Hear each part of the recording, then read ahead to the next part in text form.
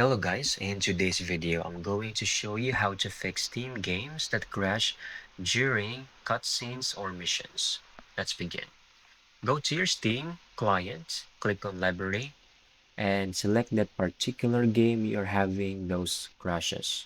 Okay, right click, Properties, Installed Files, Verify Integrity.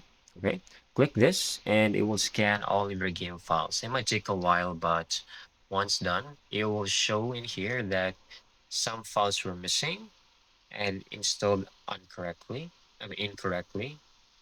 and then it will automatically re-download those files for you.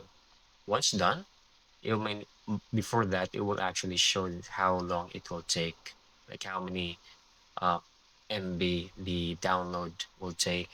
And once everything has been completed and reacquired, you can go back and restart your Steam client, play the game, and you should no longer have those issues. That's it. I hope you found this video very helpful.